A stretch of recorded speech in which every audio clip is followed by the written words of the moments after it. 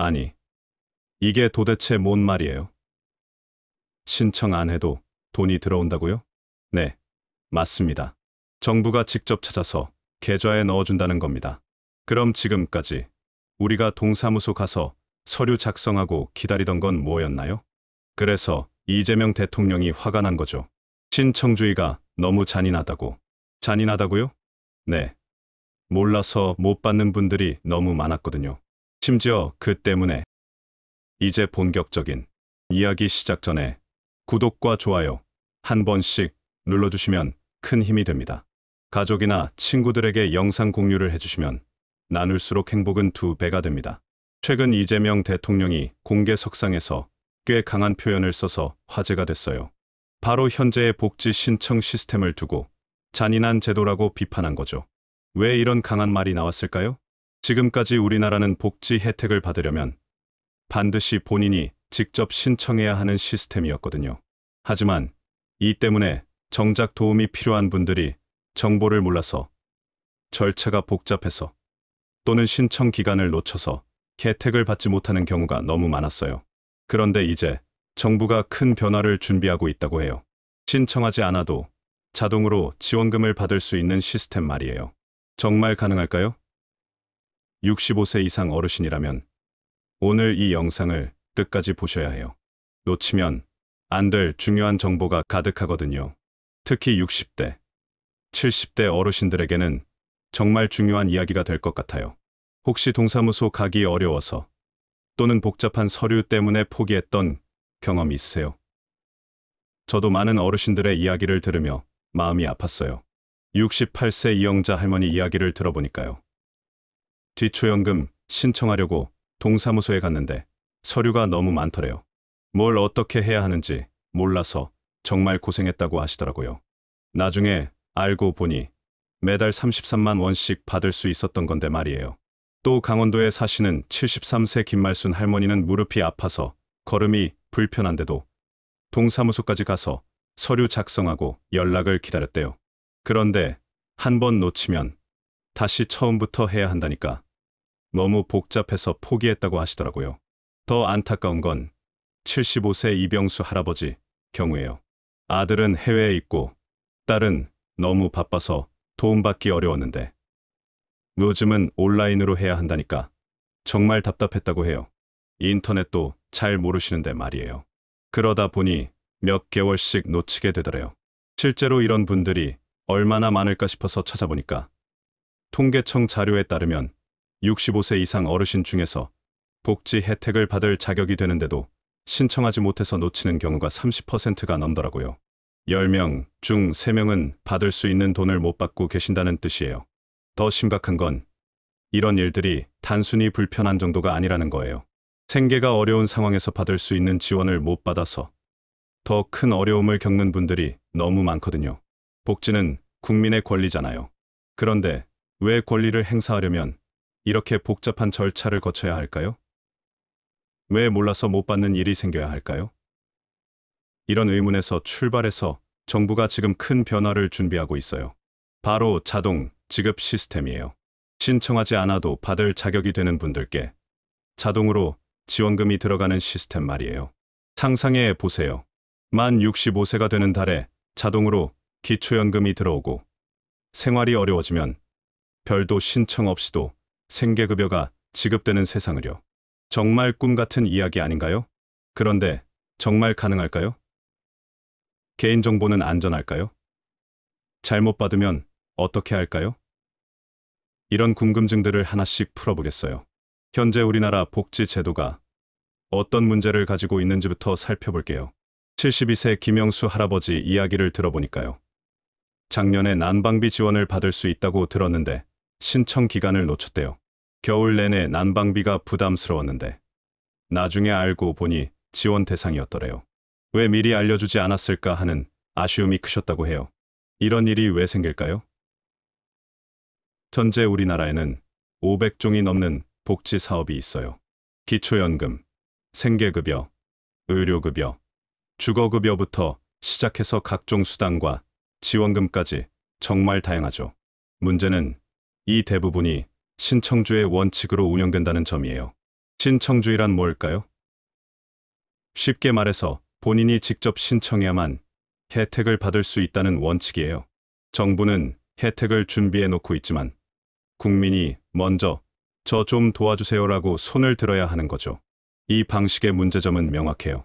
첫째, 정보 부족으로 인한 사각지대가 생겨요. 자신이 받을 수 있는 혜택이 있다는 걸 모르는 분들이 너무 많거든요. 둘째, 신청 절차가 복잡해서 포기하는 경우가 발생해요. 셋째, 신청 기간을 놓치면 그냥 받지 못하게 돼요. 실제로 거동이 불편한 어르신, 정보 접근이 어려운 분들 등 취약계층은 복잡한 복지 서비스를 신청하기 어려워서 사각지대가 계속 발생하고 있어요. 기억하시나요? 2014년 송파 새모녀 사건, 2022년 수원 새모녀 사건 같은 비극들이 반복되는 이유이기도 해요. 용인에 사는 어떤 시각장애인 분은 장애인연금 대상자였는데도 5년간 단 한 푼의 연금도 받지 못했다고 해요. 장애인 등록도 하고 복지카드까지 받았는데도 말이에요. 이유는 단 하나. 주민센터에 장애인연금을 신청하지 않았기 때문이었어요. 통계를 보면 더욱 심각해요. 기초연금의 경우 수급 자격이 되는 어르신 중에서도 실제로 받지 못하는 분들이 상당수 있어요. 생계급여는 더 심각해서 수급 자격이 되면서도 신청하지 않아서 받지 못하는 가구가 전체의 30%에 달한다는 연구 결과도 있어요. 그래서 최근 정부에서는 이런 문제를 해결하기 위한 근본적인 제도 개선을 검토하고 있어요. 핵심은 신청하지 않아도 자동으로 지급하는 시스템을 만드는 거예요. 이 시스템이 어떻게 작동할까요? 정부가 가지고 있는 각종 데이터베이스를 연결해서 복지 혜택을 받을 자격이 되는 분들을 자동으로 찾아내는 거예요. 그리고 별도의 신청 절차 없이 해당 혜택을 직접 지급하는 거죠. 예를 들어볼게요. 만 65세가 되신 분이 계시다면 정부에서 자동으로 기초연금 수급 자격을 확인하고 조건에 맞으면 바로 계좌로 입금하는 방식이에요. 복잡한 서류 작성도, 동사무소 방문도 필요 없는 거죠. 물론 이런 시스템을 구축하는 건 쉬운 일이 아니에요. 개인정보 보호 문제도 있고 각종 법령도 개정해야 하고요. 그리고 무엇보다 정확한 소득과 재산 파악을 위한 기술적 기반이 필요해요. 하지만 불가능한 일은 아니에요. 이미 일부 복지 제도에서는 자동 지급이 시작되고 있거든요. 아동수당의 경우 출생신고와 동시에 자동으로 지급이 시작돼요. 코로나19 때 지급된 재난지원금도 대부분 자동으로 지급됐죠. 그렇다면 어떤 복지 제도부터 자동 지급이 시작될까요? 이 부분이 가장 궁금하실 텐데요. 현재 정부에서는 자동 지급이 가능한 복지 사업들을 선별하는 작업을 진행하고 있어요. 우선순위를 정하는 기준은 크게 세 가지예요. 첫 번째는 수급 대상자 파악이 쉬운 제도예요. 나이나 출생 등 명확한 기준이 있는 복지 제도들이 여기에 해당돼요. 예를 들어 기초연금은 만 65세 이상이면서 소득 하위 70%에 해당하면 받을 수 있는데 이런 조건들은 정부 데이터베이스로 충분히 확인할 수 있어요. 두 번째는 이미 신청 절차가 간소화된 제도예요. 아동수당처럼 이미 자동 지급 경험이 있는 제도들을 확대하는 방향으로 진행될 가능성이 높아요. 세 번째는 사회적 파급 효과가 큰 제도예요. 많은 사람들이 혜택을 받는 제도일수록 자동 지급의 효과가 크니까요. 이런 기준을 적용했을 때 가장 먼저 자동 지급이 될 가능성이 높은 제도들을 살펴볼게요. 기초연금이 1순위예요. 현재 만 65세 이상 어르신의 약 70%가 받고 계신 기초연금은 이미 수급 조건이 명확하게 정해져 있어요. 국민연금 가입 이력, 소득, 재산 등의 정보를 종합해서 자격 여부를 판단할 수 있기 때문에 자동 지급이 가능해요. 69세 최정란 할머니 사례를 들어보니까요. 기초연금 신청할 때 서류를 잔뜩 준비해서 동사무소에 갔는데 담당자가 바뀌면서 또 다른 서류를 요구하더래요. 2번, 3번 가서야 겨우 받을 수 있었다고 해요.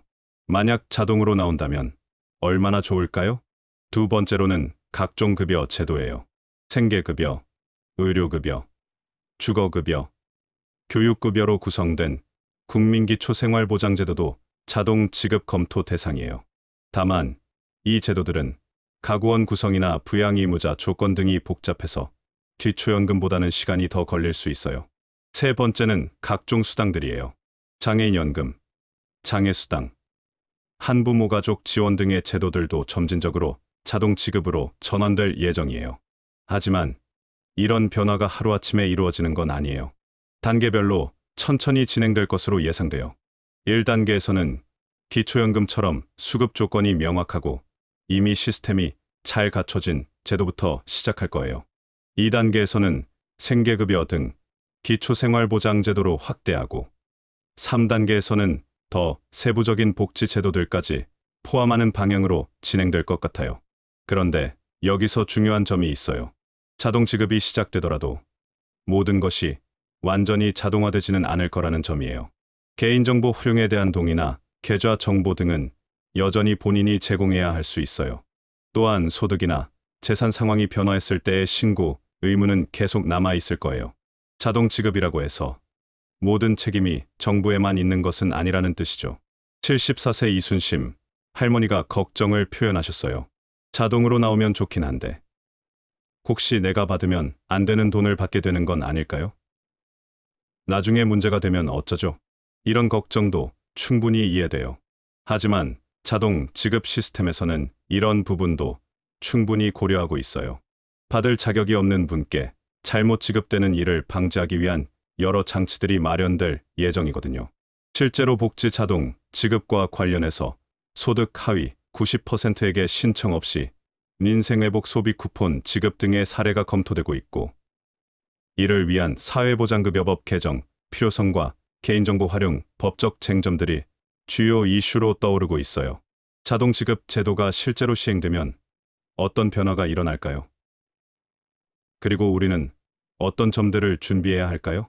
먼저 가장 큰 변화는 복지 사각지대가 크게 줄어든다는 점이에요.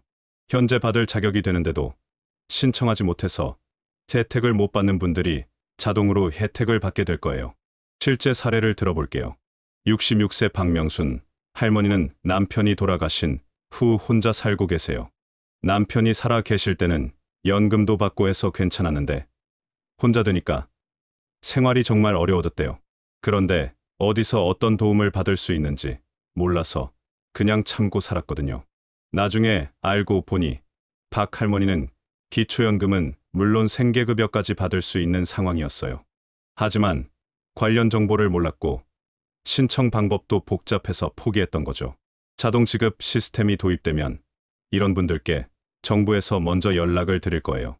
할머니, 기초연금과 생계급여 받으실 자격이 되십니다.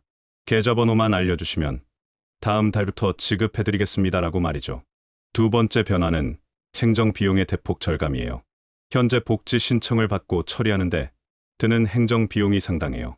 동사무소 직원들이 서류를 검토하고 자격을 확인하고 승인하는 과정에서 많은 시간과 인력이 투입되거든요. 자동 지급 시스템이 도입되면 이런 비용이 크게 줄어들 거예요. 그리고 절약된 예산으로 더 많은 복지 혜택을 제공할 수 있게 될 거고요. 세 번째는 정확성의 향상이에요. 사람이 직접 처리하다 보면 실수가 생길 수 있잖아요. 서류를 잘못 봤다든지 계산 실수를 했다든지 하는 일들이 있을 수 있죠. 하지만 컴퓨터 시스템이 자동으로 처리하면 이런 실수들이 크게 줄어들 거예요. 그런데 이런 변화와 함께 우리가 주의해야 할 점들도 있어요. 첫 번째는 개인정보 보호 문제예요. 자동 지급을 위해서는 정부가 개인의 소득, 재산, 가족관계 등 다양한 정보를 종합적으로 파악해야 해요. 이 과정에서 개인정보가 안전하게 보호되는지 확인하는 것이 중요하죠. 71세 김철민 할아버지가 이런 우려를 표현하셨어요. 자동으로 나오는 건 좋은데 내 정보가 여기저기 돌아다니는 건 아닌가요? 요즘 개인정보 유출 사고도 많이 일어나던데 이런 걱정은 충분히 이해할 만해요. 하지만 정부에서는 이미 강력한 개인정보 보호 시스템을 구축하고 있어요. 그리고 자동 지급을 위해 추가로 수집하는 정보는 거의 없을 거예요. 이미 정부가 가지고 있는 정보들을 연결해서 활용하는 방식이거든요. 두 번째는 잘못된 지급에 대한 대응 방안이에요. 아무리 정교한 시스템이라도 100% 완벽할 수는 없잖아요. 받을 자격이 없는데 잘못 받거나 받을 자격이 있는데 못 받는 경우가 생길 수 있어요. 이런 경우를 대비해서 정부에서는 여러 장치들을 마련할 예정이에요. 우선 잘못 지급된 경우 쉽게 반납할 수 있는 시스템을 만들 거예요. 그리고 받을 자격이 있는데 못 받은 경우 빠르게 보정할 수 있는 절차도 마련할 거고요. 세 번째는 디지털 격차 문제예요. 자동 지급 시스템이 주로 온라인을 기반으로 운영될 가능성이 높은데 인터넷이나 스마트폰 사용이 어려운 어르신들은 상대적으로 불편함을 느낄 수 있어요. 하지만 이 부분도 충분히 고려하고 있어요. 온라인 시스템과 함께 기존의 오프라인 창구도 계속 유지할 예정이거든요. 그리고 가족이나 복지사 등이 대신 도움을 줄 수 있는 방안도 마련할 거고요. 67세 안순희 할머니가 말씀하셨어요. 컴퓨터를 못해도 자동으로 받을 수 있다니 정말 다행이에요. 하지만 혹시 내가 놓치는 혜택이 있을까 봐 걱정되기도 해요. 이런 걱정도 당연해요. 그래서 자동 지급과 함께 충분한 안내와 상담, 서비스도 제공될 예정이에요. 본인이 받을 수 있는 혜택이 무엇인지, 어떤 절차가 필요한지 쉽게 확인할 수 있는 시스템도 함께 구축될 거예요. 지금까지 복지 자동 지급 제도에 대해 자세히 살펴봤어요. 정말 큰 변화가 다가오고 있어요. 신청하지 않아도 받을 수 있는 복지, 몰라서 놓치는 혜택이 없는 세상, 복잡한 서류 작성 없이도 도움을 받을 수 있는 시스템. 이런 것들이 더 이상 꿈이 아닌 현실이 되어가고 있어요. 하지만 이런 변화가 하루아침에 일어나는 것은 아니에요. 단계적으로 차근차근 진행될 거예요. 그리고 그 과정에서 시행착오도 있을 수 있고요. 중요한 것은 우리가 이런 변화에 관심을 갖고 준비하는 거예요. 첫째, 본인이 받을 수 있는 복지 혜택이 무엇인지 미리 알아보세요. 자동 지급이 시작되더라도 모든 제도가 한꺼번에 바뀌지는 않을 테니까요. 동사무소나 주민센터에 문의해서 현재 받을 수 있는 혜택들을 확인해 보시기 바라요. 둘째, 계좌 정보나 연락처 등 기본 정보를 항상 최신 상태로 유지하세요. 자동 지급을 위해서는 정확한 개인정보가 필수예요. 주소가 바뀌거나 휴대폰 번호가 바뀌면 반드시 관련 기관에 신고하시기 바라요. 셋째, 소득이나 재산 상황에 변화가 있을 때는 관련 기관에 신고하세요. 자동 지급이라고 해서 모든 것을 정부가 알아서 파악할 수 있는 것은 아니거든요. 본인에게 변화가 있으면 정직하게 신고하는 것이 중요해요. 넷째, 새로운 제도나 정책에 대한 정보를 꾸준히 확인하세요. 정부에서는 관련 정보를 홈페이지나 언론을 통해 지속적으로 공지할 예정이에요. 이런 정보들을 놓치지 않도록 관심을 갖고 확인하시기 바라요. 67세 이영순 할머니가 이런 말씀을 하셨어요. 젊었을 때는 이런 일들을 직접 다 챙겼는데 나이 들어서는 기억력도 떨어지고 몸도 불편해서 힘들었어요. 정부에서 알아서 챙겨준다니 정말 고마워요. 맞아요. 복지는 국민의 권리예요. 그리고 그 권리를 누리기 위해 과도한 절차를 거칠 필요는 없어요. 자동 지급 제도가 완전히 정착되면 우리 어르신들께서 더욱 편안하고 안정적인 노후를 보내실 수 있을 거예요. 물론 변화하는 과정에서 어려움도 있을 거예요. 새로운 시스템에 적응하는 것도 쉽지 않을 수 있고요. 하지만 이 모든 변화의 목적은 국민 여러분의 편의를 위한 거예요. 더 나은 복지, 더 편리한 서비스를 위한 변화니까요.